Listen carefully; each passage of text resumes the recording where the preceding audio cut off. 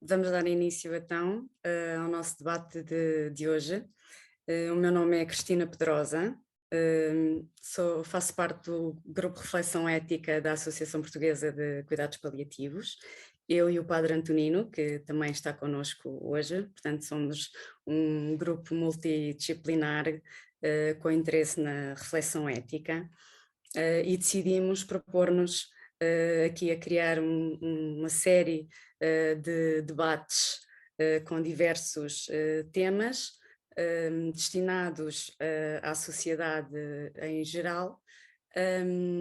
E hoje é o primeiro sobre, portanto, tem como mote este reanimar a consciência sobre, e o tema de hoje é a esperança. E temos connosco duas peritas neste tema, e então eu passo a apresentar os nossos três palestrantes.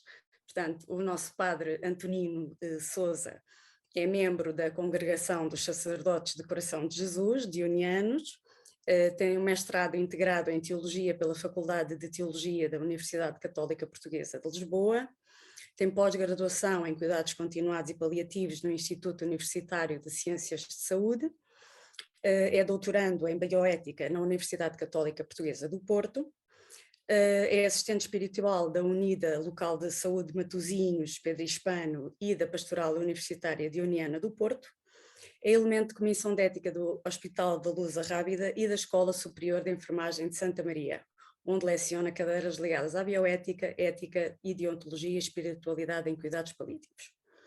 A professora Zaida Xarepe é enfermeira, especialista em enfermagem de saúde infantil e pediátrica, é doutora em enfermagem pelo Instituto de Ciências da Saúde da Universidade Católica Portuguesa, professora associada no Instituto de Ciências da Saúde da Universidade Católica Portuguesa, investigadora integrada no Centro de Investigação Interdisciplinar em Saúde, do Instituto de Ciências da Saúde da Universidade Católica Portuguesa, onde coordena o grupo de investigação Hope to Care. A professora Ana Querido é doutora em enfermagem, mestre e especialista em enfermagem de saúde mental e psiquiátrica, mestre em cuidados paliativos, professora adjunta da Escola Superior de Saúde de Leiria, coordenadora da pós-graduação em cuidados paliativos e do mestrado em enfermagem de saúde mental e psiquiátrica, investigadora do SciTech Care, do Politécnico de Leiria e do Synthesis NurseSeed da Universidade do Porto, coordenadora do Grupo de Espiritualidade em Saúde da APCP e membro do Observatório Português de Cuidados Paliativos e da Sociedade Portuguesa de Enfermagem de Saúde Mental. E agora passo a palavra ao nosso Padre Antonino. Muito boa tarde a todos aqueles que nos estão a assistir e connosco hoje querem fazer parte desta reflexão. A todos vocês, muito bem-vindos. Mais do que nunca falarmos de esperança, tendo em conta a situação de fragilidade que estamos a viver nestes últimos anos e sobretudo nestes últimos dias, torna-se um imperativo refletirmos sobre a esperança hoje. Sabemos que a esperança adquire um papel extraordinário nas situações de maior fragilidade, sobretudo quando falamos em situações ou acompanhamos pessoas em fim de vida. Fui pesquisar e o dicionário de língua portuguesa diz-nos que a esperança é definida como o ato de se esperar o que se deseja, expectativa, suposição, fé e confiança em conseguir o que se ambiciona. Professora Zaida, muito obrigado por estar connosco hoje. Afinal de contas, o que é a esperança? Como é que olha para a esperança? É essencial para o nosso desenvolvimento humano? É essencial para os nossos momentos de maior fragilidade? Obrigada, Padre Antonino de Sousa. Obrigada, boa tarde a todos. Agradeço profundamente este convite, onde me sinto muito honrada, e também dou os parabéns à Associação e este grupo em particular por dinamizarem temas tão interessantes, sendo este o primeiro e que nos cabe hoje aqui conversar sobre ele. Essa pergunta é uma pergunta que estamos muito habituados que nos façam, até porque estudamos esperança, investigamos esperança, medimos esperança e afinal o que é esperança e porque é que ela é tão importante, não só na vida e essência da vida humana, mas também naquilo que são indicadores de boa qualidade na área da saúde e em concreto na área dos cuidados paliativos. A esperança é o que disse e muito mais. Eu gosto de apresentá-la com o seu melhor fato, que é de ser uma emoção, não é? É uma emoção humana que pode ser trabalhada. Ela tem, de facto, duas perspectivas interessantes que várias áreas do conhecimento têm estudado, e estou a pensar agora concretamente na área da filosofia, que até nos diz que há uma experiência abstrata e uma experiência concreta. Na concreta, que é aquela que nós definimos como a capacidade que cada ser humano tem de traçar objetivos e de perseguir esses objetivos. Na gíria e na literatura da esperança, até designamos objetivos como objetos de esperança, não é? Algo com profundo sentido para o ser humano, para superar, viver, aumentar a qualidade da sua vida e daquilo que deseja vir a alcançar. Mas há uma esperança mais abstrata, na verdade, é aquela que é mesmo mais subjetiva, é uma emoção com um alto nível de subjetividade. E aí estamos perante uma esperança muito sedimentada nas crenças pessoais, na filosofia de vida de cada um, no sentido de missão, que acontece sobretudo nestas áreas em que a vulnerabilidade humana aparece mais premente, e acima de tudo é um sentir a esperança. Numa música que ouvimos e que nos faz lembrar uma experiência positiva, capacitadora, num livro inspirador que temos guardado e que referenciamos como o melhor livro da nossa vida, e essa sim, essa de facto tem a ver com cada um de nós, pela subjetividade e até em pessoas com alguma crença religiosa em particular. Tenho a certeza que falaremos disso de seguida, quando encontrarmos a esperança com a espiritualidade e com a religiosidade, mas também a crença religiosa ou a crença em algo, de facto, faz sublinhar a esperança como algo que se vive e que se sente todos os dias. No entanto, é quando estamos mais vulneráveis que ela aparece como importante, e é aqui que, enquanto profissionais de saúde, temos grandes oportunidades de intervir numa esperança que pode ser concretizada a partir da crença, da vivência e da experiência de cada um.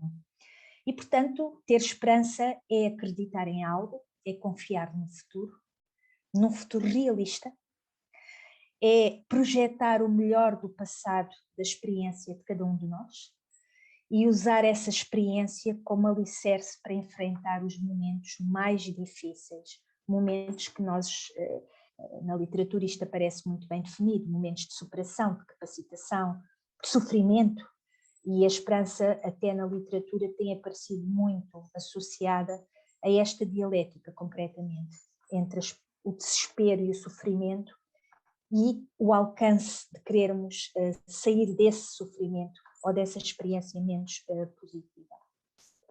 E, portanto, é uma experiência humana essencial à vida, confere empowerment e é uma excelente estratégia de coping quando trabalhamos a esperança com intencionalidade terapêutica. Obrigado, professora Zaida. Professora Ana querida, aqui nós agradecemos também a sua presença. A professora Zaida falava da esperança como uma emoção. Penso que podemos olhar para a esperança como uma atitude, como uma força que nos interpela a olharmos ou perspectivarmos aquilo que será o nosso futuro, recorrendo a palavras da professora Zaida. Professora Ana querida, concorda com esta afirmação? Muito boa tarde a todos. Eu, antes de responder a este repto tão interessante e tão emocionante também, quero agradecer-vos, dar os parabéns ao Grupo de Reflexão de Ética da Associação Portuguesa de Cuidados Paliativos e também agradecer a todos e a todas aquelas que nos escutam agora e que se desafiaram a si próprios numa tarde de sábado a ouvirem falar ou debaterem estas questões, e eu espero que nesta nossa conversa que também surjam questões, dúvidas, preocupações de quem nos escuta e até desafios de quem nos escuta. E de facto, nesta linha de pensamento, extrapolando um bocadinho a esperança nas outras dimensões ou nas outras vertentes, aprofundando um bocadinho o conceito da esperança para além daquilo que é a pura emoção. E de facto ela, como dizia a professora Zaida, ela espelha-se e manifesta-se através de processos, que são processos obviamente experienciais, não é? E em que, e para termos muito concreto, que a esperança se experiencia, e assim como nós experienciamos enquanto emoção, ela sente-se através de experiências de dor, experiências de alegria, experiências de sofrimento, mas objetivamente também ela se expressa e ela se manifesta através de outras dimensões, e estamos a falar de dimensões cognitivas, quando nós passamos à cognição aquilo que experienciamos, e aí estamos a falar de processos em que eu avalio a realidade, determino estes objetos de esperança que a professora Zaida falava há pouco, mas também falamos de experiências afetivas, falamos de experiências transcendentais, falamos desta experiência de esperar algo que está fora de mim, numa ligação que eu estabeleço tanto comigo como com os outros, como com um ser transcendente. E aqui entendam e chamem-lhe o nome que quiserem nesta vertente transconfessional. Há quem lhe chame Deus, há quem lhe chame natureza, há quem lhe chame energia, há quem lhe chame força exterior, mas de facto para termos a noção que estamos a falar de um processo multidimensional, dinâmico, altamente subjetivo, como dizia a professora Zaida, e que se expressa nas dimensões da relação comigo própria, da relação com os outros e da relação com um ser fora de mim, transcendental. E para fazer aqui um bocadinho a ligação que a professora Zaida dizia, e assim sendo, se a pensarmos enquanto dimensão espiritual, e nós gostamos de entender não como colada à espiritualidade, mas fazendo parte dela, porque de facto nós somos seres na sua essência espirituais, e portanto não conseguimos descolar desta experiência espiritual que todos nós somos, mas de facto queríamos realçar esta dimensão operativa que nos permite medir, intervir, avaliar, voltar a reavaliar e a intervir e a medir, uma experiência que claramente é subjetiva, claramente é individual, mas à semelhança daquilo que fazemos com fenómenos subjetivos como a dor, também o fazemos com a esperança, porque entendemos que de facto ela é essencial à vida humana e é essencial nos cuidados de saúde, para além de constituir uma ferramenta importante para os profissionais de saúde, no sentido de a usarem, mais uma vez, para si próprios, mas também ao serviço dos outros que cuidam. Obrigado, professora Ana Querido. Olhando para esta dimensão operativa da esperança e tendo em conta que a esperança se manifesta ou sente-se em experiências de fragilidade, de dor ou sofrimento, e até porque nós ouvimos muitas vezes, quase diariamente, em jeito de provérbio, dizendo-nos que a esperança é a última a morrer. Professora Zaida, qual é o impacto da esperança perante a doença? Sabemos que é algo que acrescenta à doença. Será que a esperança está ligada com a verdade? A esperança é totalmente verdade? Como nos pode dizer sobre estas prerrogativas? A esperança está claramente associada aos processos de transição saúde-doença, precisamente pela lógica da informação, do suporte informativo, que deve ser um suporte informativo com verdade, junto de quem recebe, por exemplo, uma notícia como, por exemplo, um mau prognóstico ou uma doença crónica, incapacitante ou de prognóstico incerto. Aqui tem sido um grande trabalho e uma grande reflexão do grupo de investigação, onde a professora Ana Querido também se inclui e outros colegas, quando fazemos formação sobre a temática, quando estudamos a esperança, quando vamos aos contextos da prática, e como profissionais de saúde diagnosticamos a partir das respostas humanas das pessoas a determinadas condições que levam a sofrimento, é importante percebermos que a esperança, de facto, em primeiro lugar, ela é vivida, na maior parte dos estudos isto vem refletido, numa vertente menos realista, isto é, ao impacto de uma notícia, e nós temos estudado, por exemplo, as etapas de transição da experiência de esperança, e muitos doentes, pessoas que estão a passar por sofrimentos associados à saúde, por exemplo, olham para uma cura no imediato. Portanto, o objetivo dessas pessoas é procurarem essa cura. É um objeto de esperança naquele estadio. À medida que vamos trabalhando com estas pessoas, que vamos continuando a transmitir essa informação, a partir de onde querem estar presentes e onde querem participar, porque também sabemos, e quem é da área dos cuidados paliativos percebe que não é por acaso que existem protocolos de transmissão de más notícias e que, de facto, há aqui um acompanhamento emocional que deve ser implementado. E a esperança tem que estar neste pacote.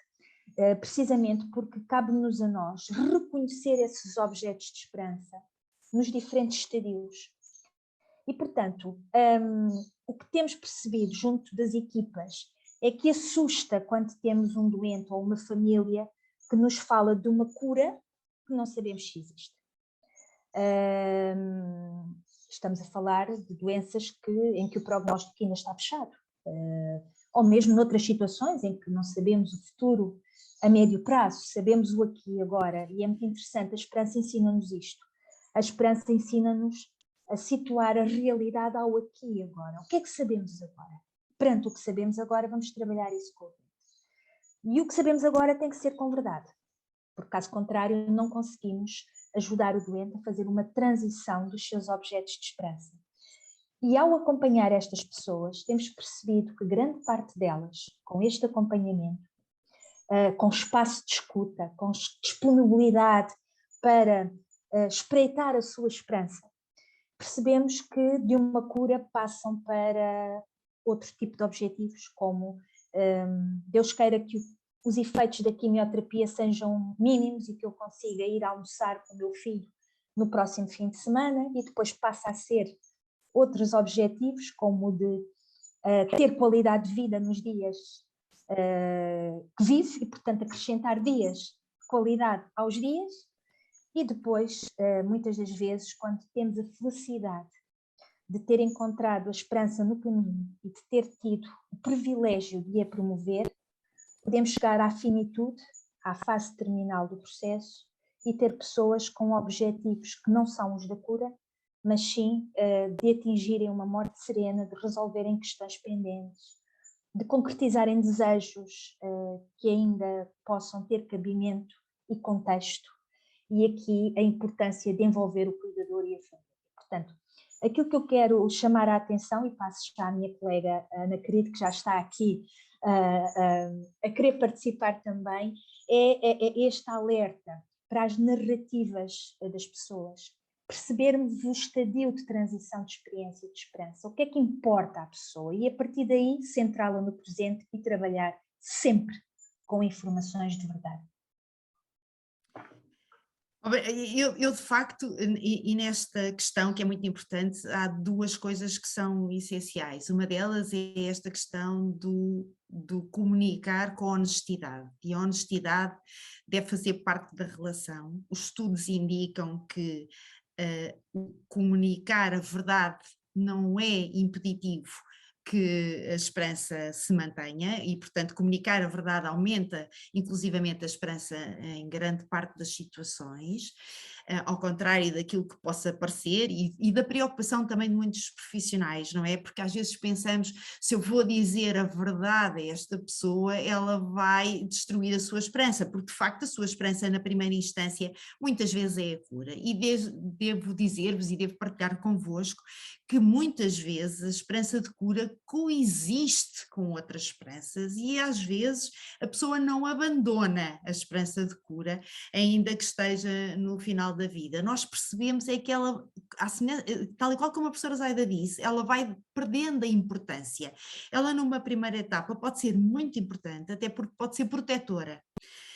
O que é que nós temos que fazer nesta dupla função da esperança, e falámos há bocadinho de uma esfera particularizada destes objetos de esperança e de uma esfera generalizada, mais associada à esfera do sonho, que se vocês quiserem idealizar, não é? Eu posso estar numa situação económica muito precária e sonhar que amanhã me vai sair o Euromilhões, e às vezes até me esqueço que nem jogo. Mas, de facto, é importante nós mantermos esta dupla dualidade da esperança, no sentido de conseguirmos olhar para o amanhã como algo que vale a pena viver. Mas, por outro lado, temos que perceber que esta esperança que os profissionais entendem e bem, identificam e bem como irrealista, precisa de ser direcionada ou dirigida, mas não trabalhando a remoção desta esperança irrealista, mas trabalhando sim as outras esperanças que são realistas no momento. E isto que a professora Zaida disse é essencial, que é escutar as narrativas das pessoas, e para isso nós temos que usar estratégias e competências de comunicação que têm que ser no sentido de fazer questões abertas, usar as nossas competências de empatia, ir àquilo que é a experiência do outro e tentar compreendê-la na sua essência, para que depois seja o outro a dizer-nos o que é de veras importante para si. E às vezes muitas coisas podem coexistir, não é? E com perguntas muito constrangedoras às vezes, não é? Quando as pessoas perguntam quanto tempo é que eu tenho, será que eu vou morrer? Vou morrer disto, eu não quero morrer. E a nossa tendência seria, em primeira instância, de responder à pergunta tal e qual como ela está a ser colocada. Se nós tivermos em atenção a pessoa que coloca a pergunta, se o nosso foco for a pessoa e a sua narrativa, e se nós explorarmos isto que a pessoa quer dizer com estas perguntas, que à partida têm resposta simples, não é? Obviamente vamos todos morrer, e se eu responder com a verdade, que é a minha verdade, mas não é a verdade que o outro está capaz de escutar no momento, aí sim eu posso destruir a esperança das pessoas. Agora, isto é, se eu estiver centrada em mim quando faço a resposta, se eu estiver centrada na experiência do outro, e aqui é o âmago da questão, então aí abre-se um mundo novo, e vale a pena pensarmos nisto quando estamos a falar de esperança do outro, que não é a minha, ainda que eu tenha as minhas esperanças e as esperanças que eu coloco no outro. Portanto, o que torna este fenómeno muito complexo do ponto de vista de quem quer intervir e do ponto de vista dos contextos clínicos, não é? Não te parece? Sim, completamente, e até é interessante, Ana, que de alguma maneira isto apela também a um requisito, pode ser banal, mas é essencial quando trabalhamos esperança, ou até outro diagnóstico também de semelhante vulnerabilidade ou subjetividade, que é o estabelecimento da relação terapêutica. E é engraçado percebermos que quando nos perguntam como é que eu começo, começa perguntando como se sente hoje. E como pergunta tão simples, conseguimos partir de um espaço de disponibilidade. Obviamente que temos que associar aqui a comunicação não verbal. As pessoas pressentem, nomeadamente quando estão confinadas ao internamento, percebem a disponibilidade para a partilha experiencial do profissional de saúde. E o facto de eu puxar uma cadeira e me sentar faz toda a diferença, porque naquele momento eu estou disponível para ouvir. E posso ouvir pouco, mas se calhar no dia a seguir já ouço um bocadinho mais. O que nos reporta, aqui se calhar uma questão muito interessante, para as questões associadas à ética da esperança. Na lógica da relação terapêutica que se consolida, a nossa experiência também de acompanhamento de colegas nestas intervenções é percebermos que há objetos de esperança, portanto objetivos, que se partilham com quem tem essa relação terapêutica consolidada, profunda. Podemos lhe chamar o que quisermos. O médico de referência, o enfermeiro de referência, o enfermeiro que está mais com aquela pessoa, enfim, aquele que tem a relação mais profunda, talvez pelas horas de contacto, pelas experiências que já teve com essa pessoa.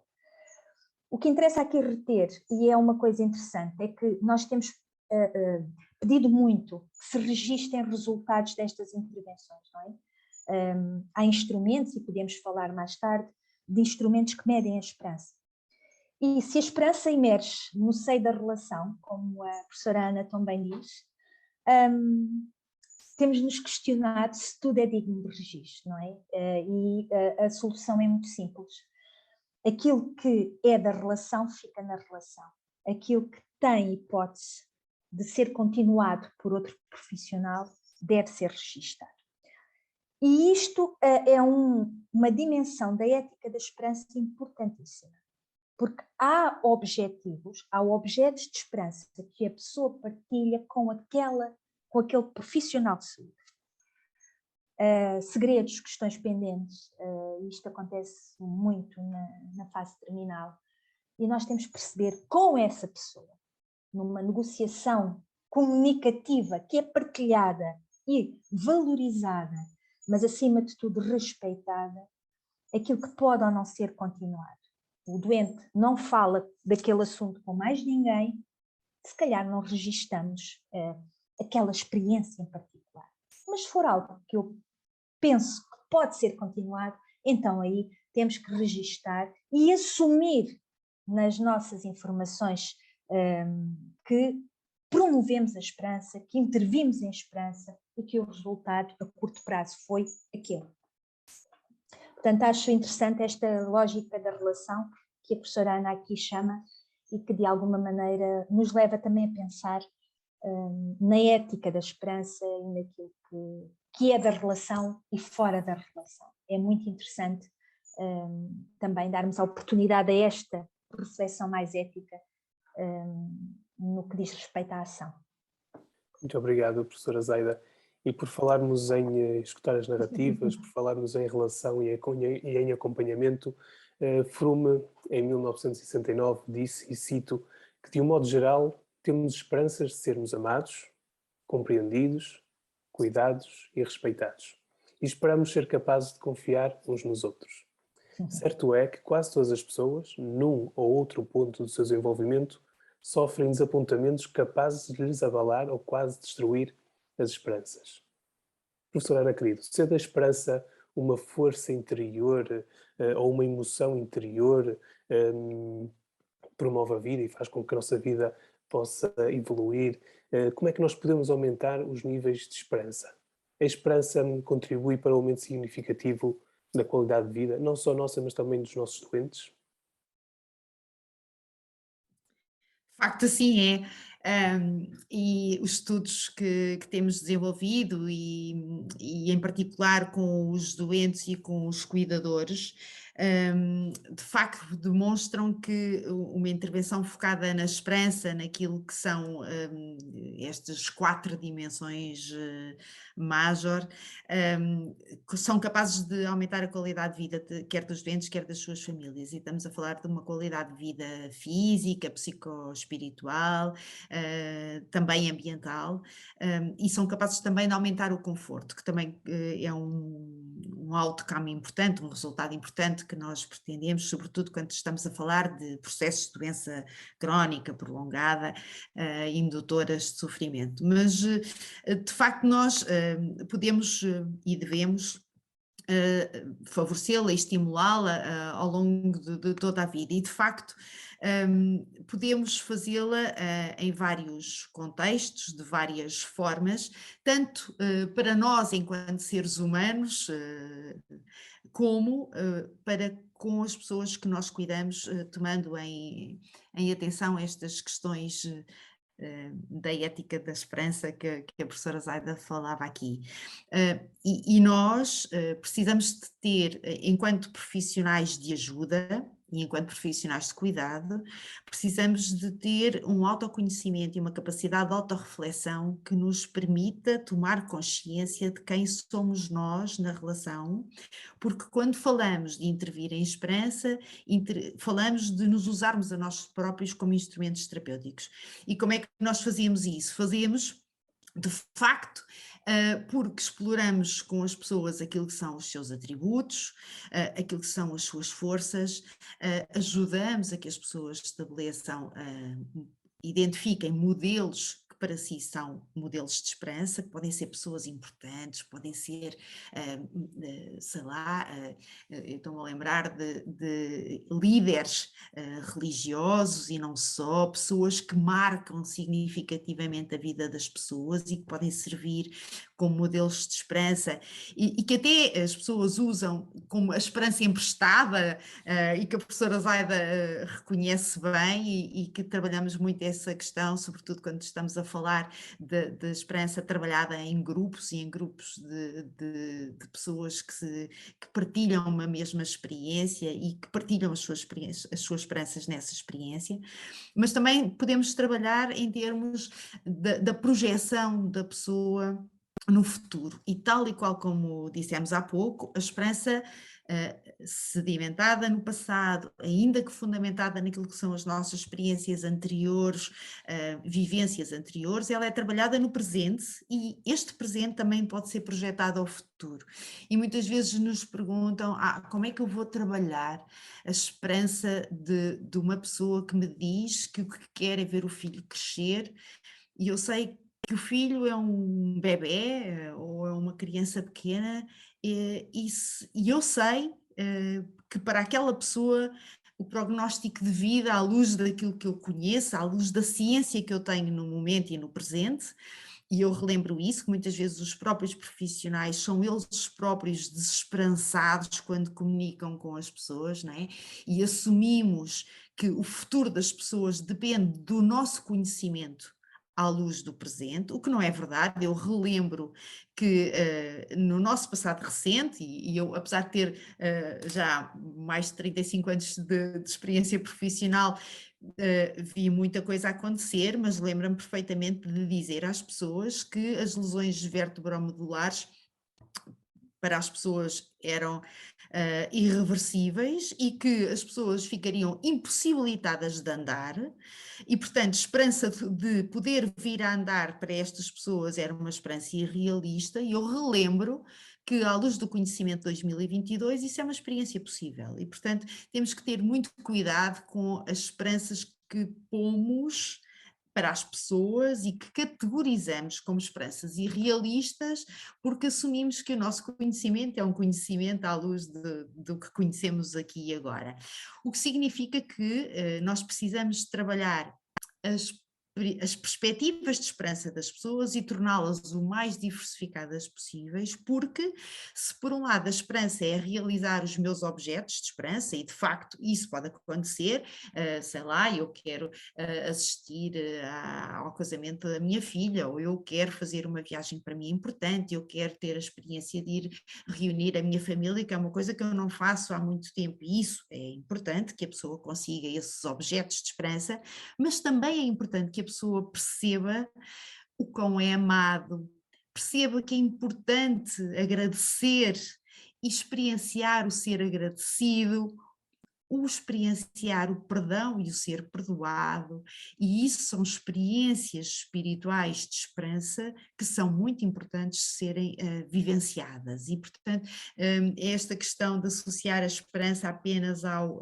realizar um objetivo que se quer atingir é limitativa face a esta experiência mais multidimensional e que nos últimos dias de vida, quando a pessoa toma consciência e a sua viagem começa a ser uma viagem muito mais interior, começam a vir, a emergir esperanças que são essenciais, para as quais o nosso papel pessoal e profissional, o nosso ego, aquilo que é a nossa correria do dia a dia, não permitem, numa fase inicial, que estas esperanças emerjam, mas à medida que a pessoa vai progredindo na sua experiência de doença e vai fazendo uma viagem interior cada vez mais profunda, estes valores que são essenciais emergem de facto e são o permitir a expressão destas esperanças,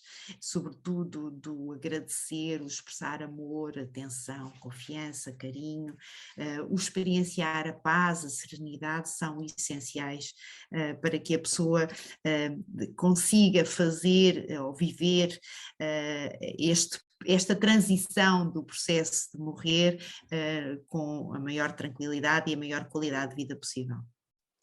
É interessante, Ana, não sei, Padre Antonino, se posso aqui acrescentar. Claro que também nesta lógica, e porque a esperança é de facto multidimensional. Há aqui nesta perspectiva da professora Ana algo também muito interessante, que é a dimensão contextual da esperança, não é? Em que o contexto, o ambiente terapêutico é importante. Não promovemos a esperança no corredor. Podemos destruí-la rapidamente, com pouca atenção, ou dizermos um não ou um sim fora do contexto. Mas, de facto, para uma intervenção sistematizada em esperança, a dimensão contextual é muito interessante. Por exemplo, na área onde eu sou especialista, em saúde infantil e pediátrica, temos estudos recentes que vêm a falar dos animadores de esperança. Estamos a falar na minha área dos doutores palhaços, por exemplo, que animam, que fazem parte da humanização dos cuidados, que de facto descomprimem o ambiente, alegram o ambiente e descentram os pais e as crianças do foco, do problema. É também uma estratégia muito interessante. Não é eliminar o problema, é ver além dele, é ver o que aconteceu importante no dia, é conseguir sorrir naquela tarde, coisa que já não acontecia há semanas, é ter recebido um postal de alguém especial ou até uma chamada telefónica. E, portanto, estamos a falar de por maiores na intervenção. A intervenção em esperança precisa que os detalhes sejam visíveis.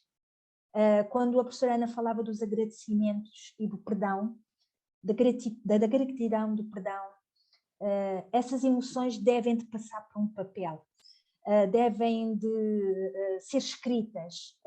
Os profissionais de saúde, por exemplo, nesta lógica ainda de reflexão, devem de cumprimentar e agradecer aos cuidadores pelos excelentes cuidados que prestam aos seus familiares. Não chega a dizer, vamos escrever isto, vamos assinar todos pela equipa. E temos percebido que esta perspectiva mais comportamental, e aqui temos as atitudes dos profissionais de saúde, o estar, o comunicar verbal ou não verbal, a disponibilidade e até a preparação do ambiente terapêutico como requisitos fundamentais para uma intervenção em esperança, com a possibilidade de termos melhores resultados na tranquilidade espiritual, na apropriação do sentido de vida. E é uma jornada onde aprendemos todos. E temos que perceber o que para nós, quando cuidamos de outros, e temos esta intencionalidade terapêutica, o que é que a esperança significa para nós, os nossos medos, as nossas experiências pessoais e familiares, e o que é a vida, o que é a morte. Nós temos que perceber isto em nós, para conseguirmos identificar na narrativa do outro. E esta é a viagem mais fantástica de autoconhecimento, que quando damos a oportunidade de experienciar, também em nós se reflete em todos os domínios da ação profissional e pessoal, porque somos profissionais, mas somos pessoas. E quem está lá, o eu terapêutico, é a pessoa. E a Ana falou nisto de uma forma muito interessante e nesta perspectiva valeria a pena reter isto. E nestes contextos, e sobretudo nestes contextos mais atuais, em que nós sabemos que há uma pandemia em curso, há uma ameaça de guerra em curso, há uma guerra efetiva que não fica assim tão longe de nós em curso, são momentos, há pouco estávamos a falar que a esperança também se perdia ou também baixava, nós dizemos muitas vezes que a esperança é carrossel, e nesta altura em que o nosso carrossel de esperança tende a baixar, não é? Em que nós equacionamos se é que isto vale a pena, será que há futuro? E é uma oportunidade para nós repensarmos o nosso modo automático. E se há experiências boas nestas ameaças à esperança, é que nos tiram do nosso modo automático e fazem-nos repensar aquilo que são as nossas esperanças para nós e para quem cuidamos. E esta ideia de que tudo parte a partir de nós, há mudanças básicas até no nosso discurso, nós costumamos partilhar isto entre as duas, é assim, top 5 mudanças básicas do nosso discurso, que até vai até colido um bocadinho com aquilo que é a tendência natural dos profissionais de saúde, não é? Nós costumamos ir à procura das necessidades e dos problemas das pessoas, o nosso top 5, e o primeiro deles é logo explorar soluções em vez de problemas, não é? Porque onde há um problema, há várias soluções, e às vezes o debater isso com os nossos pares, com as pessoas com quem cuidamos, com as famílias, é essencial, porque quando nós nos focamos no problema, reforçamos a mente na crise, e dificilmente a esperança emerge daí, não é? Precisamos de explorar soluções em conjunto com os outros, e nisso a partilha é essencial, não é? Porque muitas vezes o facto de eu partilhar aquilo que estou a pensar, há de haver alguém que vai ver sempre esta perspectiva diferente. É quase como se alguém desse a cambalhota e começasse a ver as coisas de perna para o ar, não é? Faz-nos lembrar a nossa imagem do otimista, não é, Zaida? Sim. Do tartaruga otimista. Temos que dar o passo, e aqui remete-nos para uma intervenção muito, muito prática, que é ajudar as pessoas a traçarem passos pequeninos. Temos todos, o ser humano tem toda a tendência de eu quero atingir aquilo, está bem, mas aquilo fica se calhar lá mais afastado, então vamos partir esse querer em várias etapas, porque esta questão de a pessoa percepcionar que alcançou um objetivo eleva níveis de esperança e de percepção da autoeficácia. E portanto temos que pensar nisso, pensar qual é o objetivo maior e em que etapas esse objetivo pode ser dividido para que a pessoa tenha a sensação de escalada permanente. E às vezes damos por nós a ter um plano A, um plano B e um plano C. Se não resultar por aqui, é por ali, e se não der ali, é acolá. Quando a professora Ana falava destas questões de orientar a comunicação para as soluções, nós neste top 5 temos sempre uma narrativa terapêutica que usamos bastante para exemplificar que não é tornar a comunicação cor-de-rosa, não é tapar o problema, nem fazer de conta que ele não existe. Não.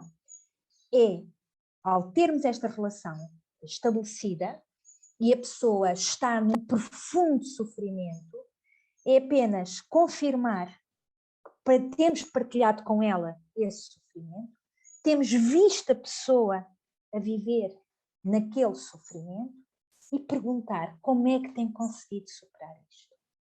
Portanto, é uma narrativa de alcance terapêutico, porque a pessoa vai falar do sofrimento se entender, mas o estímulo da pergunta é: que forças é que tem tido para conseguir estar aqui hoje, para sorrir apesar de tudo? E vamos trabalhando aqui uma essência natural da esperança, que são os atributos pessoais de cada um. E muitas das vezes damos por nós a trabalhar não o problema, mas o talento daquela pessoa, porque a pessoa é mais do que a sua doença.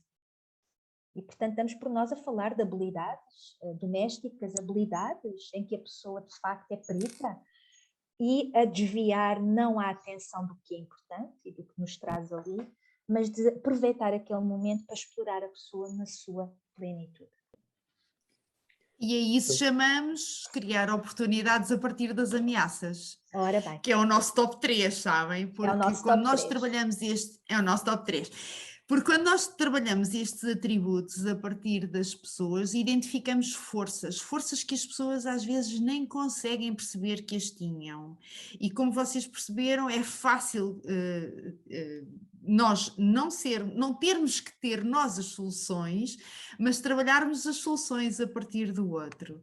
E de facto, a etapa seguinte, e que nós trabalhamos até muitas vezes com recurso a alguns instrumentos, é enfatizar e identificar quem são as pessoas relevantes e quem são as pessoas importantes que permitem àquela pessoa sentir que ela não está só no sofrimento. Quem é que são as pessoas que dão coragem? Quem é que são as pessoas que dão confiança?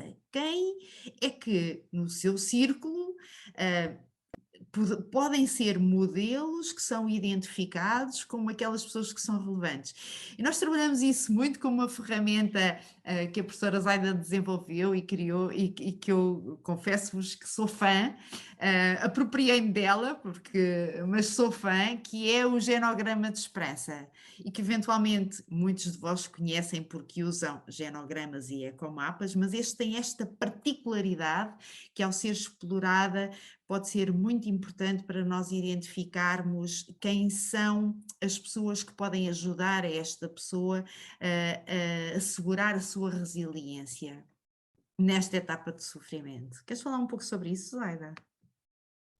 Sim, de facto, esta é uma intervenção que tem uma finalidade muito concreta, que é já com um alcance mais sistémico, onde a família, quando é recurso de esperança, acaba por ser um recurso para a intervenção promotora de esperança.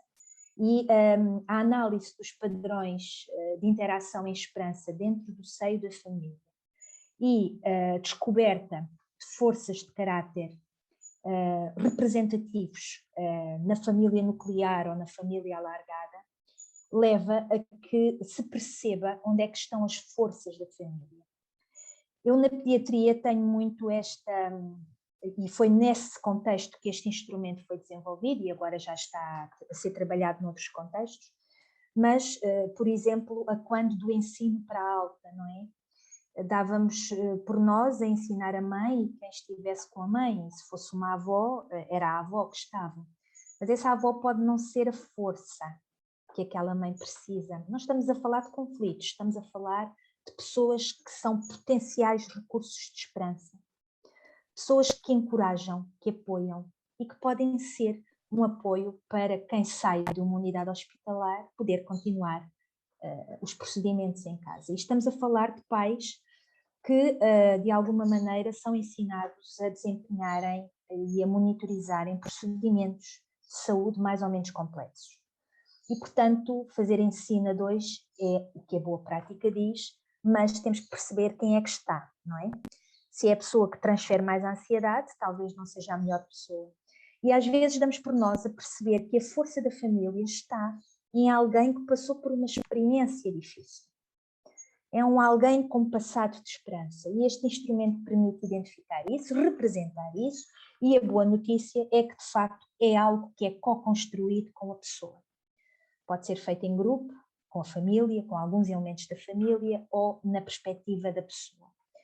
E, no fim, a pessoa tende a condecorar forças nos elementos externos a si e depois vai ter que condecorar-se a si próprio. E aí é engraçado perceber que continuamos a perceber que ficamos para fim, não é?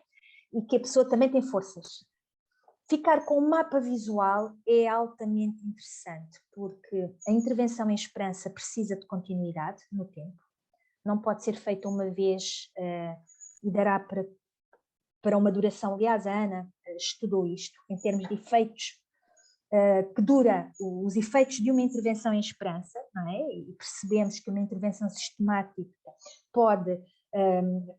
os efeitos em esperança podem demorar até um mês, mas precisamos de dotar a pessoa de competências e para isso temos que desocultar os seus recursos. Para que a pessoa não se consegue gerir a esperança sozinha, precisamos de ajuda externa, é um facto, mas ensinarmos a pessoa em momentos que se sinta só e que precise dessa ajuda externa a procurar recursos. e aqui também é uma chave interessante para uma intervenção mais operativa, não é? Na área da esperança. Uhum. E só para acabar com o nosso top 5, não é? Há bocadinho estávamos a falar, isso, há bocadinho estávamos a falar dos objetivos e o nosso top 5 fecha para as pessoas de quem cuidamos, mas também para nós. E chama-se reforçar as pequenas conquistas. E estamos a falar, há bocadinho a Zaida já falou, de reforçar ganhos que as pessoas têm, dias felizes, a capacidade de sorrir, de deixar uma boa gargalhada, a capacidade de sentir, experienciar o ar fresco, uma palavra amiga que se diz, e isso é muito importante para as pessoas que cuidamos, mas também reforçar as conquistas de quem cuida, não é? Quantas vezes é que eu já disse ao meu colega que bem que tu estiveste com aquela família, que bom que foi podermos celebrar isto, que bem que vens hoje, que alegre que estás, vou aproveitar isso contigo, que bem que a nossa equipa esteve hoje, fazemos hoje um ano, fazemos hoje o aniversário de que cuidámos muito bem de determinada família ou determinada pessoa. Temos dificuldade em fazer isso, mas é imperativo. Lembrem-se que é top 5 das coisas que nós precisamos de fazer para nos mantermos esperançados enquanto pessoas, mas também enquanto pessoas cuidamos de pessoas. E aí é que é a grande responsabilidade que nos traz todos aqui, é uma dupla responsabilidade. No fundo é gerar uma cultura de esperança nos serviços, não é? Transversal a todos. Obrigado pelas vossas intervenções, professora Zaida e professora Ana Querido. Ouvir-vos deixa-me o coração cheio de esperança para continuar a cuidar daqueles que são os nossos, daqueles que caminham diariamente ao nosso lado. Cicely Sanders diz-nos que um dos fundamentos para o acompanhamento dos doentes, destas tais questões que vocês falavam anteriormente, é de facto a esperança, porque é através da esperança que nós conseguimos, e cito, compreendê-los e escutá-los. Olho muito para a questão religiosa, a questão espiritual, mesmo em contextos de cuidados paliativos, precisamente como um meio de acompanhamento, ou a questão espiritual religiosa como algo de presença, como algo de proximidade e que se valoriza, em que nós valorizamos muito a questão da escuta ativa. A fé e a questão espiritual são sem dúvida um contributo para aumentar os níveis de esperança. Como é que nós, pessoas que estudam a questão da espiritualidade, podemos acrescentar maior esperança ao próprio doente? Pode ser qualquer uma de nós, julgo, Ana, não sei, mas eu posso... Força, Zaida, começa. Posso fazer aqui a minha perspectiva, não é? O que é que nós sabemos sobre isso? Sabemos que a esperança é uma das dimensões da espiritualidade. Portanto, estamos a trabalhar nesse domínio, sabendo de antemão, e a professora Ana disse isso claramente no início deste nosso debate, que a esperança pode ser trabalhada como um indicador individual, não tendo que estar associada aos indicadores da espiritualidade, no entanto faz parte dela, é um facto. De qualquer forma, os estudos têm demonstrado que a religiosidade, ou seja, termos uma religião não influencia no imediato termos mais ou menos níveis de esperança. Mas sabemos, quando a pessoa procura um sentido face ao sofrimento e associada a esse sentido, pratica ou é crente de uma fé que a inspira e protege, aí essa fé é altamente protetora da esperança. E, portanto, quando temos a possibilidade e a felicidade, diria eu, mais do que a possibilidade de trabalharmos em equipa, numa perspectiva transdisciplinar, muitas das vezes nas narrativas das pessoas é notória a importância de, por exemplo, poderem falar naquele dia ou no dia seguinte com o seu líder espiritual, não é? E identificarmos as crenças é outra questão ética, poderia aqui merecer debate se tivéssemos mais tempo, mas é mais do que levantarmos um histórico informativo, é perceber de que forma essa crença inspira e pode proteger a esperança do doente em níveis que o mantenham ativo, dinâmico, ativo não no sentido de se mexer, mas ativo naquilo que é a sua capacidade de esperar algo mais naquele dia e de dar um passo, nem que seja mentalmente, para conseguir atingir o que deseja. Portanto, eu julgo que o segredo não é reforçar, mas é trabalharmos em complementaridade. A esperança não é só de uma área, a esperança é de todos aqueles que se cruzam com as pessoas.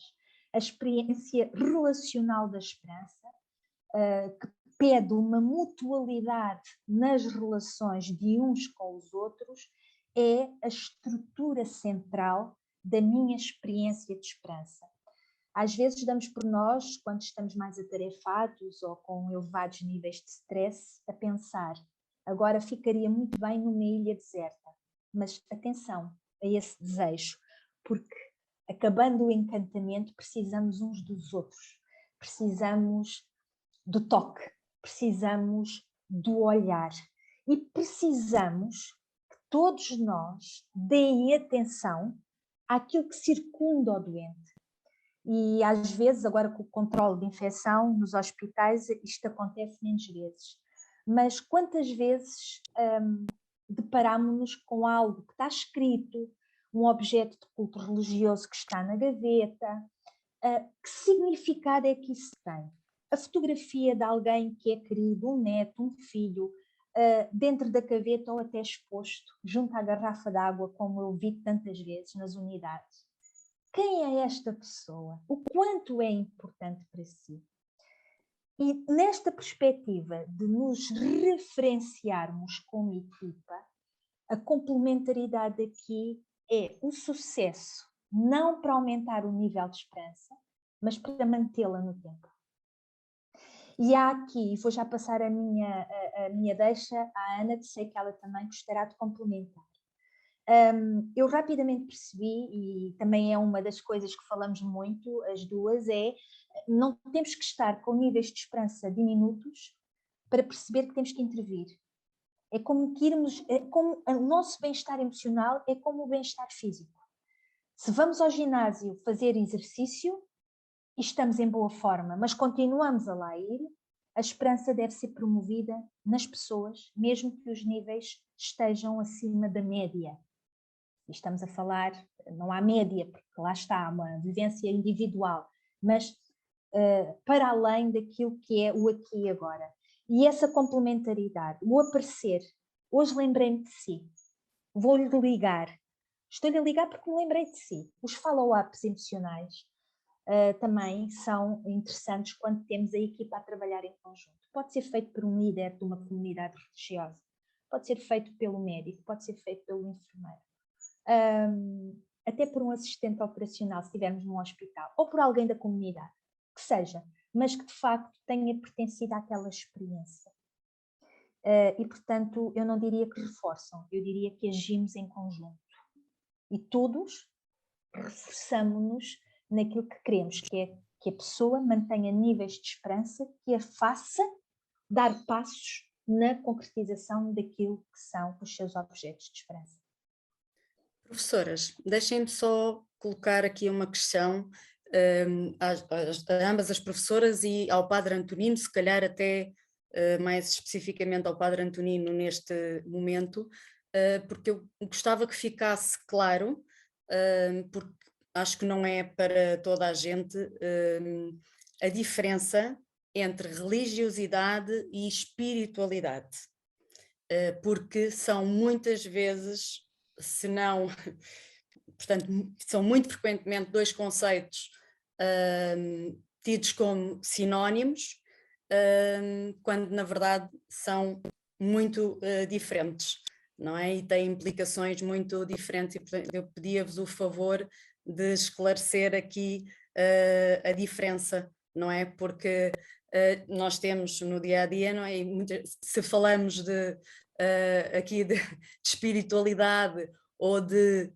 chamar um assistente espiritual ou de chamar o padre, muitas vezes as pessoas dizem, não, ai, credo, não quero nada disso. Portanto, qual é a importância, o que é a espiritualidade, faz sentido nas pessoas não crentes? Passo-vos a palavra. Muito obrigada. Eu acho que vou pegar aqui a deixa da Cristina e vou relembrar a quem nos está a ouvir que a espiritualidade é uma característica do ser humano. Independentemente das pessoas se conectarem ou não conectarem, identificarem ou não identificarem com uma religião. E em que medida é que a espiritualidade é uma dimensão do ser humano e é uma dimensão da saúde das pessoas? Porque a Organização Mundial de Saúde define a espiritualidade como um fenómeno, uma característica do ser humano que transcende os fenómenos emocionais e que nos levam a colocar questões como quem sou eu, o que é que eu venho fazer a esta vida, quais são os meus valores, o valor da paz, da beleza, da plenitude, da serenidade. Tudo isto são características que são inerentes ao ser humano. Portanto, eu não posso dizer que espiritualidade não é comigo, porque isto é um sinónimo de ignorância. É a mesma coisa que eu dizer que tenho corpo, mas eu sou uma pessoa sem corpo. Não sou. Eu sou um ser espiritual que habita um corpo. E este conjunto todo faz-me um ser, tal e qual como a Organização Mundial de Saúde diz, que sou um ser biopsico-socio-espiritual. E, portanto, a espiritualidade é uma característica à qual eu não posso fugir. Posso tentar esquecê-la, não a desenvolver, posso até achar que ela é uma parte pouco importante de mim, da mesma forma que eu posso entrar numa espiral autodestrutiva e achar que o meu corpo também não é para cuidar e, portanto, posso comer centenas de torrões de açúcar, não fazer exercício físico, cortar o meu corpo ou magoar-me ou atirar-me de um primeiro andar, exatamente igual. Portanto, estamos a falar das dimensões que são inerentes à pessoa humana e, portanto, não podemos fugir dela. Ela é essencial, está na nossa essência. E, portanto, de uma maneira simplista, só para tornar muito claro que eu posso desenvolver a minha espiritualidade num sentido mais laico, e aí eu posso pensar a minha presença enquanto ser individual, ser na relação com os outros, mas ser pertencente a um universo, ao cosmos, à galáxia, à extragaláxia, e aí é uma dimensão menos religiosa, menos associada à religiosidade, ou posso pensar que há estas coisas que acontecem e que estão bem organizadas, não são organizadas pelo universo, porque há coisas que acontecem e que são fenómenos organizados às quais nós temos muito pouco controle ou nenhum controle. E, portanto, esta ligação nossa com o transcendente, ela existe, independentemente de eu querer dar-lhe espírito, corpo, de eu querer atribuir-lhe um nome ou de eu querer filiar numa dimensão religiosa, numa prática que está estruturada e com a qual eu me identifique. E aí estamos a falar de uma dimensão mais religiosa e da prática da religião per si. Portanto, para dizer que estes fenómenos são muito claros. Só para pegar um bocadinho naquilo que estávamos a falar, há pessoas que na sua vivência da espiritualidade precisam desta dimensão religiosa e quando estão na fase dos últimos dias e horas de vida, que é assim que nós a categorizamos, em cuidados paliativos, mas e se pudermos falar numa fase mais ampla, quando estamos em processo de morrer, a acompanhar no processo de morrer, percebemos que há pessoas para quem esta dimensão religiosa é extremamente extremamente importante, não é? E que práticas religiosas e a presença até do líder espiritual, mas eu quero dizer que ainda que os cuidados diferenciados espirituais sejam muito importantes e os cuidados pelos espíritos nesta área sejam muito importantes, não tira a obrigação de qualquer um de nós, enquanto profissional de saúde, de prestar estes cuidados espirituais que as pessoas precisam. E estes cuidados espirituais que as pessoas precisam são estas experiências de beleza, de amor, de serenidade, de paz, de gratidão, de perdão. E eu tenho que ter essa consciência que é importante para que as pessoas completem o seu ciclo de vida tal e qual como nós a conhecemos, e neste processo, isso daria um outro debate sobre o que é isto do processo de morrer e o que é que a investigação e a investigação qualitativa nos ensina sobre este processo de morrer. É extremamente interessante, porque sabemos muito mais do que aquilo que aparentemente podemos pensar, também sabemos muito menos de outras coisas, não é? Que é um mistério para nós, nunca ninguém morreu. E tivesse vindo cá, há pessoas que experienciam fenómenos parecidos com o processo de morrer e que voltam à realidade e que conseguem falar abertamente sobre esta experiência. E a investigação qualitativa, eu quero dizer-vos que esta investigação qualitativa foi alvo de um estudo alargado com 5.200 participantes e que até foi financiado pela Bial portuguesa, apesar de ter sido feita por um psiquiatra inglês.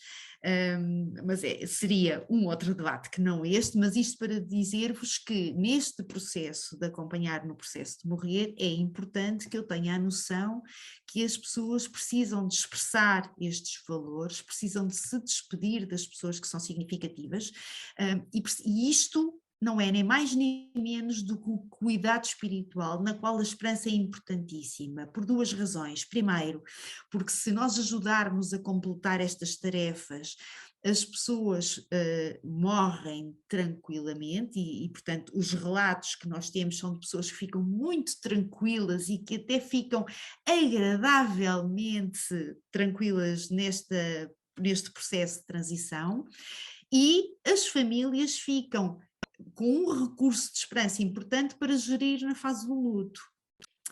E se tivermos dúvidas, eu lembro-vos que as pessoas que estavam nos aviões quando aconteceu a tragédia do 11 de setembro, apesar de em desespero, a sua essência foi a essência espiritual que falou mais alto, e nós vimos as pessoas a ligarem os telemóveis e a despedirem-se e a agradecerem e a dizerem que se amavam e a pedirem perdão e a perdoarem por tudo o que tinha acontecido, e isso é fundamental para que as pessoas morram tranquilamente, e é, como vos disse, um recurso de esperança importantíssimo para depois os profissionais viverem um luto o mais ajustado possível à nova realidade e o mais integrado possível na nova realidade. Se eu puder aqui acrescentar, estou aqui agora a pensar no quanto oportuno é falarmos de como é que operacionalizamos esta dimensão espiritual versus religiosa, como é que isto surge na nossa prática. Nós temos como uma das atividades que reúne mais evidência científica enquanto impacto nos níveis de esperança das pessoas, que é trabalharmos a simbologia da esperança. Atribuir um símbolo, e basta perguntarmos às pessoas como é que representam a esperança, que símbolo atribuiriam à esperança. Pode ser uma música, pode ser um desenho de um sol. Aliás, temos alguns estudos destes em que doentes e cuidadores em cuidados paliativos representam os seus símbolos de esperança recorrendo a elementos figurativos da natureza, o sol, o mar que acalma, a onda, o arco-íris, o que seja. E muitos símbolos são símbolos de culto religioso. É o terço, é a Bíblia, é aquela passagem da Bíblia. Portanto, são símbolos. E isto reporta aquilo que é vivido e o quanto seja uma prática religiosa, uma crença religiosa, ou até não, uma outra crença, ou até uma representação da sua própria filosofia de vida, é algo que trabalhamos, porque não chega depois de perguntar o que é, mas o que é que sente quando fala dele, como é que explica este símbolo. E este símbolo fala por si próprio. Quando eu tenho pouca disponibilidade para intervir naquela manhã turbulenta, naquela tarde, e posso lembrar à pessoa o seu símbolo de esperança. Tem aqui o seu símbolo de esperança escondido, vamos lá pô-lo aqui. Quando eu puder, venho ter consigo. Ou quando eu não tenho mais nada a dizer, eu posso até emprestar o meu símbolo de esperança. E, portanto, isto é parte de nós, da nossa autorreflexão e da aceitação da crença do outro. E, portanto, costumamos falar a medo, quando há aquela questão dos espólios, atenção, porque dentro do espólio pode ir o símbolo de esperança. E o símbolo de esperança tem que estar junto do doente, tem que estar junto da família. E de facto, e por falar nisto dos símbolos de esperança, é uma estratégia que nós usamos quando temos, eu não diria pouca disponibilidade, eu diria pouco tempo, ou quando o tempo se faz pouco, não é? Porque de facto isto precisa de alguma disponibilidade, precisa pelo menos que eu esteja no modo de centrada no outro, não é? Mas temos várias experiências do uso de símbolos de esperança, até em unidades de cuidados intensivos, e os símbolos de esperança são colocados para o lado para onde posicionamos os doentes. E é muito curioso porque aquilo que se diz ao ouvido, as pessoas recordam mais tarde. E temos agora uma experiência muito interessante, até de uma colega nossa que fez uma cirurgia, uma intervenção grande e teve sedada, ventilada, e que quando acordou relembrou-se de algumas frases que foram ditas, de alguns apelos ao símbolo de esperança que foram feitos, e veio perguntar se tinha sonhado ou se tinha sido realidade, que é uma coisa curiosíssima, não é? Ninguém lhe tinha falado disso, e portanto foi curioso como é que ela, assim que acordou, retomou essa experiência. E de facto, usar o poder da simbologia é uma coisa que nós temos tido experiências muito interessantes, quer com doentes, com famílias, mas também com cuidadores. E cuidado com isto que a professora Zaida diz, não é? Porque nós tornamos muito ascética a nossa prática, sim?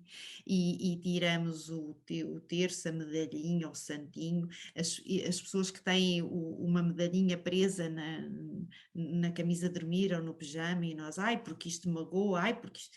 Estamos a retirar partes importantes, estamos a magoar muito mais do que alguma vez aquela medalhinha iria magoar a pessoa que está deitada na cama, não é? Portanto, temos que ter um bocadinho essa sensibilidade do cuidado, que às vezes temos tendência a perder, porque os contextos de facto também assim o conduzem, não é? Estamos muitas vezes neste modo rápido, automático, que não nos permite ter este olhar mais diferenciador.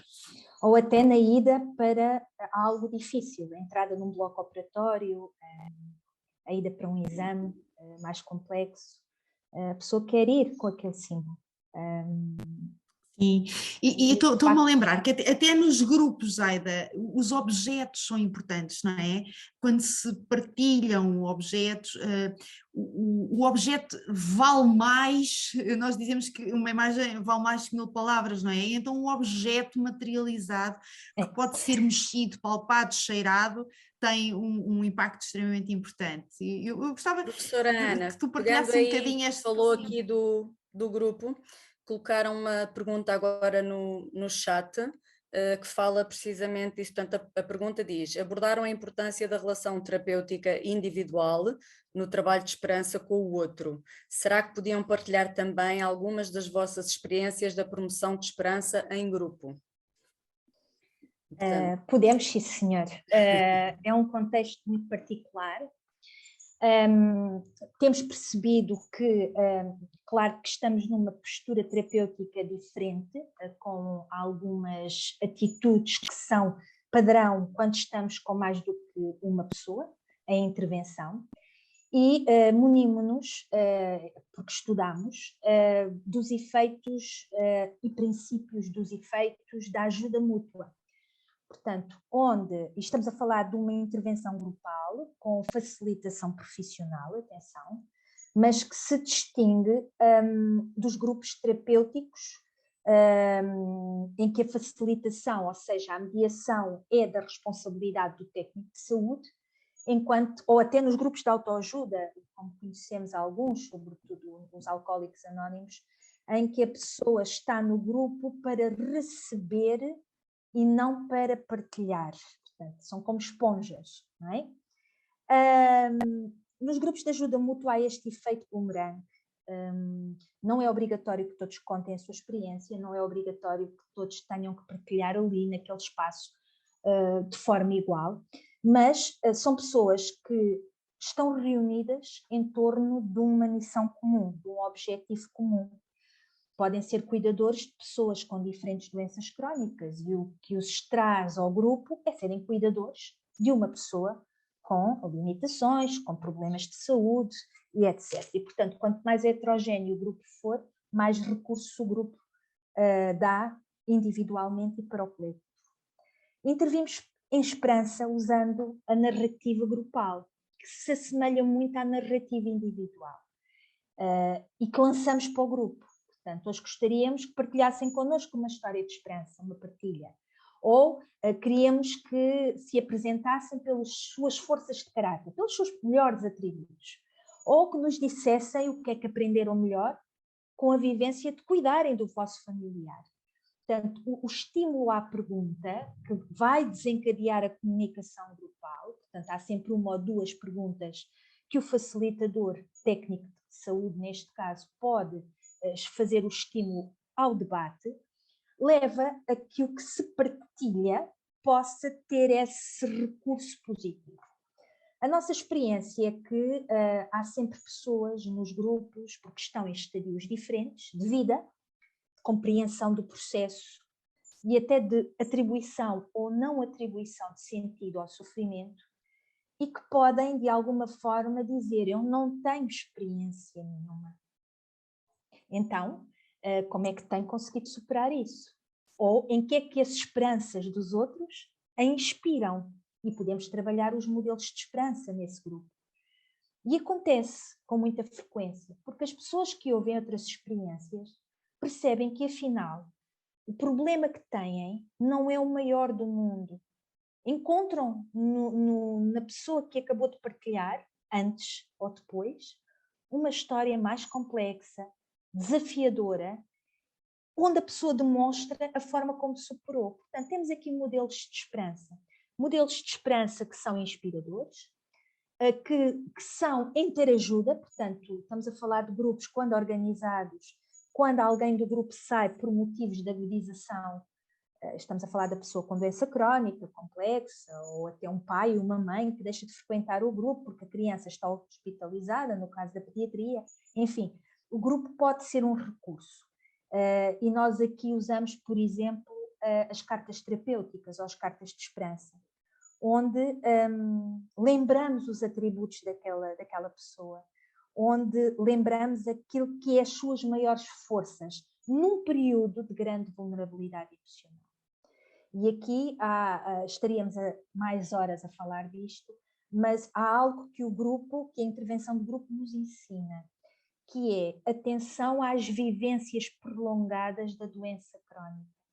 Muitas vezes pensamos nós, não estou a generalizar naturalmente, mas estou a pensar em algo que vem muito à superfície quando trabalhamos a intervenção com profissionais de saúde, que é a pessoa já tem muita experiência de ser cuidador, a pessoa sabe muito, mas cada agudização, cada reinternamento hospitalar é um retrocesso à primeira fase. E as pessoas têm níveis de esperança baixos e precisam de ser fortalecidas com o empoderamento que o grupo dá, com o empoderamento que uma intervenção terapêutica a este nível permite, e temos que estar atentos. Nós hoje, na investigação em esperança, sabemos identificar claramente o que ameaça a esperança nos diferentes contextos da intervenção em saúde.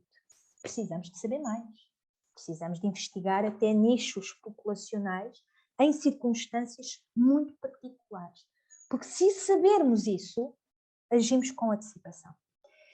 O estar em grupo é ótimo quando o recurso faz sentido às pessoas, porque também sabemos que há pessoas que não gostam desta intervenção, porque não gostam de ouvir nem de partilhar a sua experiência.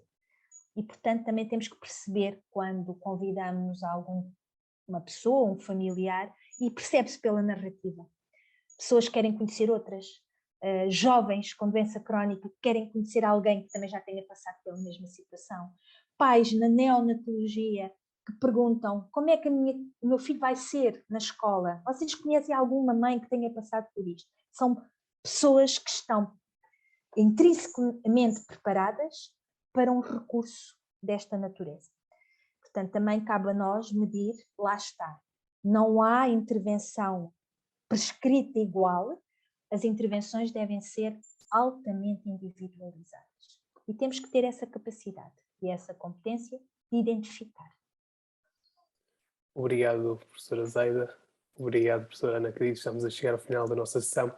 E eu só pedir que, rapidamente, numa frase, vocês pudessem partilhar connosco aquilo que vai no vosso coração hoje. Numa pequena frase.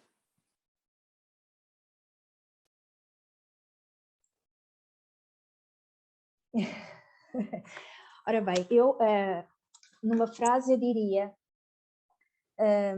a minha esperança hoje está em níveis mais elevados, ou seja, está mais elevada do que há 1h30 atrás, pelo prazer e felicidade de termos uma oportunidade de falarmos deste fenómeno, que é mais do que um fenómeno, é um tópico. Portanto, eu diria que reforço a minha esperança hoje, tendo confiança que este debate possa ser disseminado e possa inspirar alguém a fazer a diferença junto de quem mais precisa. E por isso estou muito feliz por esta oportunidade. Não é bem uma frase, mas enfim, é o que eu sinto no aqui e agora. Sim, eu, seguindo esta linha, deixar-vos uma mensagem inspiradora de que a esperança do outro começa em mim. E a minha esperança começa em mim mesmo, e portanto podermos ser nós próprios vetores de olharmos para a realidade numa outra perspectiva, olharmos para nós numa perspectiva de gratidão, olharmos para nós numa perspectiva de recursos, olharmos para nós numa perspectiva de ser humano, que se dá a si, que se dá ao outro e que só existe em função também do outro e do transcendente, e esta seria uma mensagem para pensarmos nisto, pensarmos todos os dias, e acima de tudo agradecer esta oportunidade e agradecer o facto desta partilha e agradecer o facto de me tornarem uma pessoa mais esperançosa hoje, seguramente. Se não tivéssemos esta conversa, claramente que os meus níveis de esperança estariam mais baixos do que estão agora. Muito obrigada a todos. Obrigado, professora Ana Querida. Obrigado, professora Zaida. Antes de terminarmos este nosso encontro, nós vamos deixar no chat do YouTube 2 links que podem ajudar na continuidade desta reflexão. Vamos deixar um vídeo e vamos também deixar uma pequena música. E para terminar mesmo, conta a história que um dia uma pequena abertura apareceu no casulo de uma futura borboleta.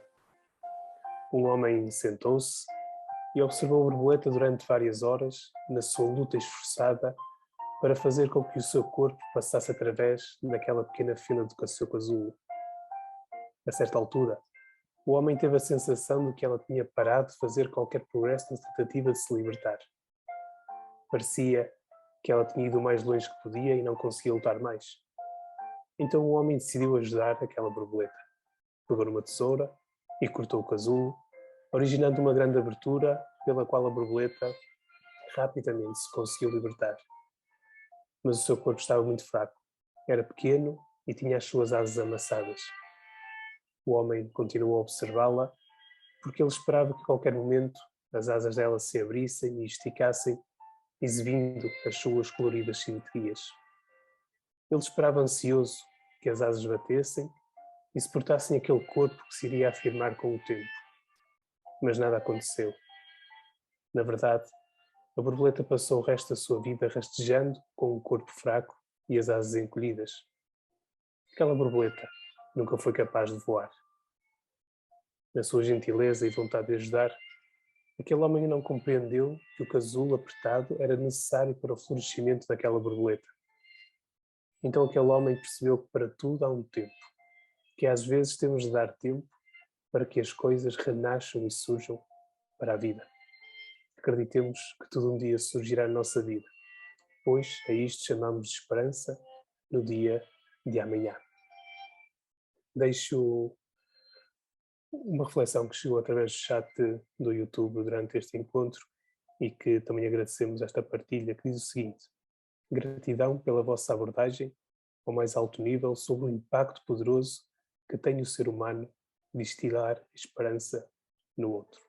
Encontramos-nos novamente no dia 30 de abril para refletirmos sobre a importância da escuta ativa na nossa vida, nos nossos trabalhos. Obrigados a todos pela vossa presença, carinho, amizade, esperança e um até breve.